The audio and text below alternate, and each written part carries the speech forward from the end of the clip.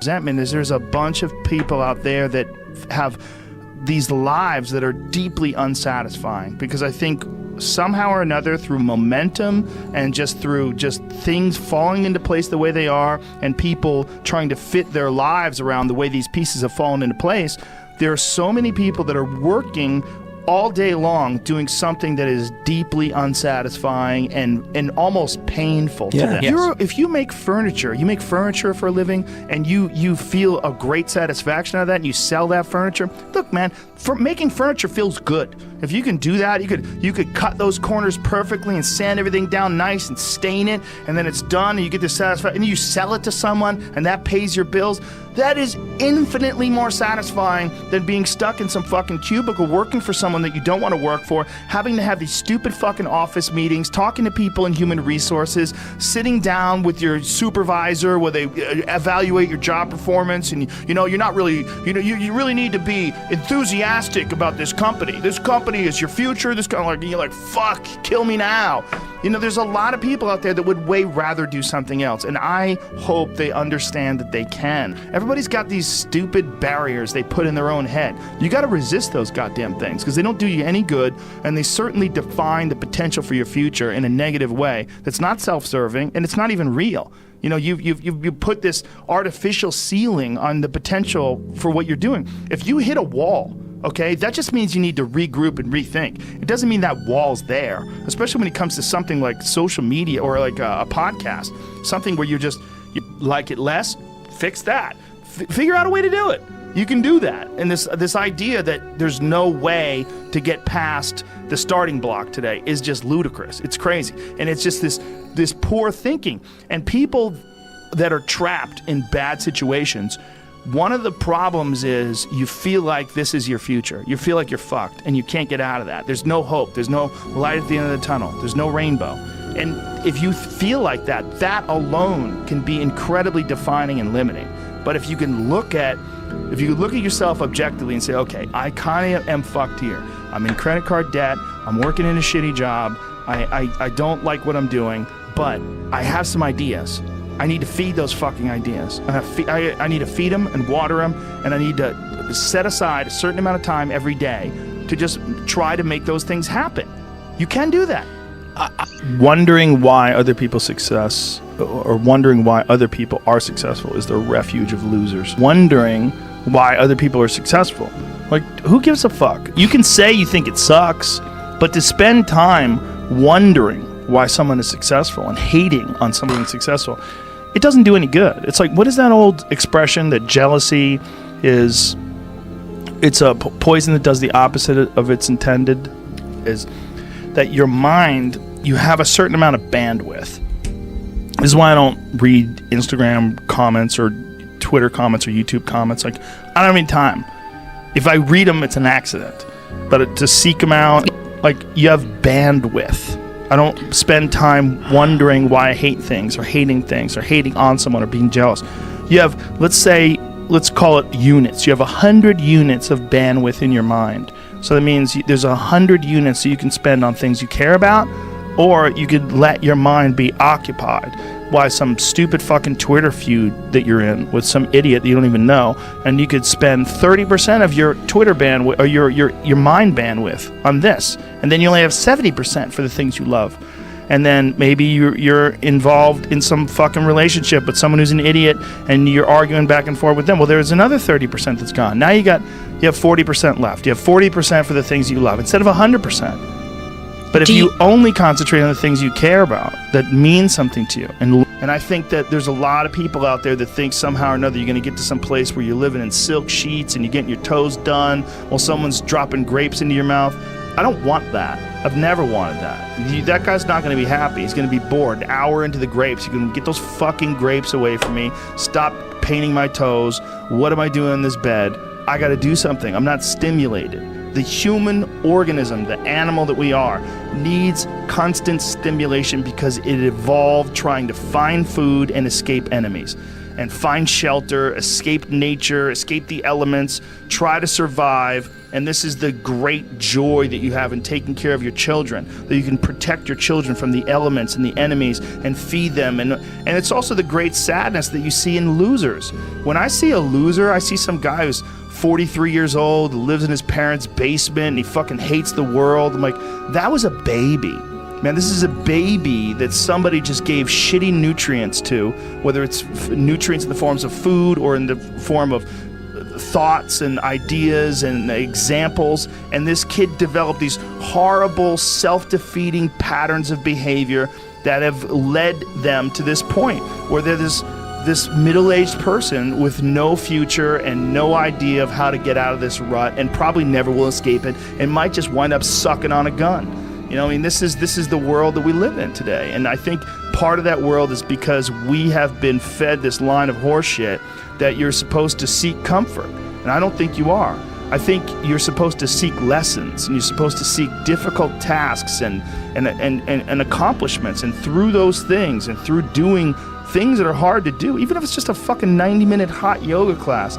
I do a 90-minute yoga class, man. Those last 20 minutes, I do not want to be there, man. And I definitely don't want to give 100%. And I can cheat. I can kind of half-ass it. I can. But if I don't, and I get through it, when that time is up and the lady says namaste and everybody gets up, I'm like, fuck, man, I made it. You know, I lost 15 pounds. My fucking yoga mat is drenched to the point where I could literally wring it out and fill a jug up with water. But through that struggle, I will now have a better day, and I better fucking do it again tomorrow or do something else. Because if I just think, well, tomorrow I'm just going to coast and eat Twinkies and watch TV.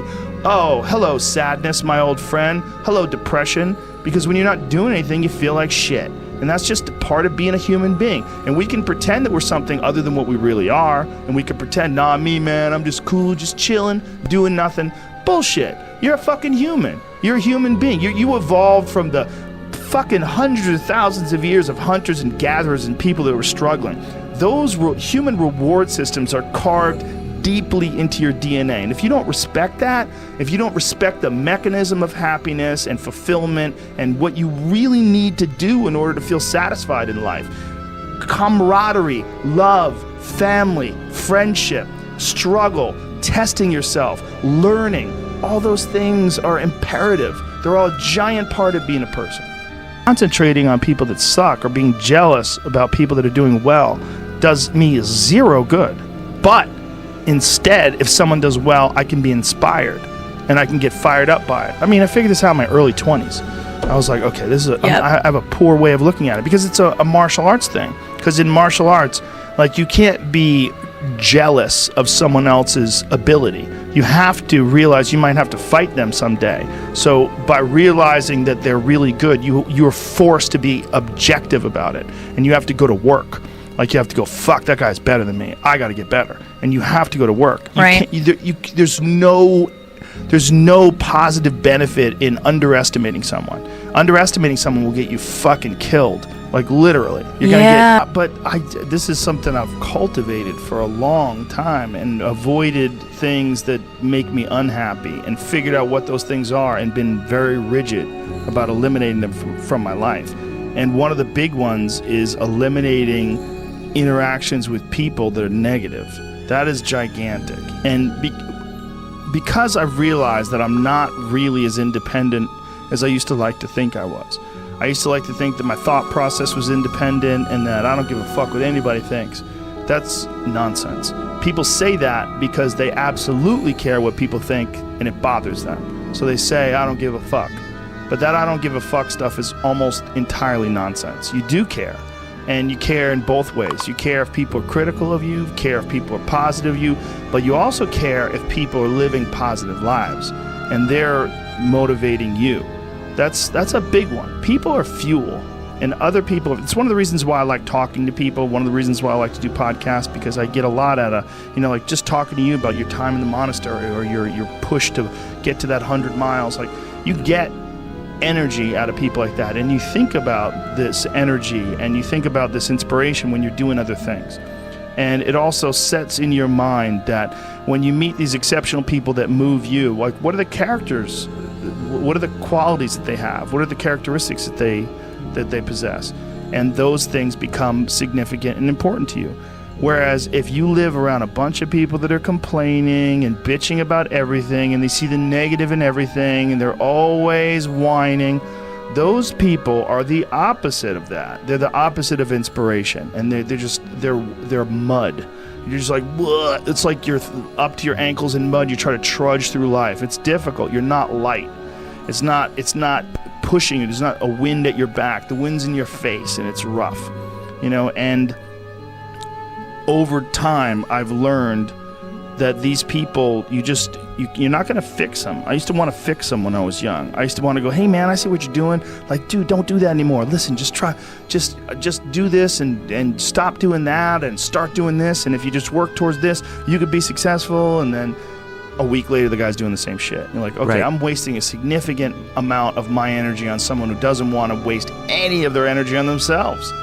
And so managing the community and the tribe that you're in, making sure that you're a good member of that tribe, that you're doing your part, and there's a lot of cynicism in these days about inspiration and about motivation, because there's a lot of fake shit. You can go on Instagram and you see a million of these inspirational quote pages, and they're run by people that are probably depressed.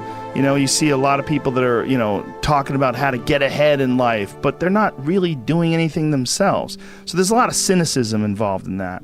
But there's also sincerity in it, and you can get, if you just look at it with a pure heart and a pure mind, you can get a lot of energy out of that.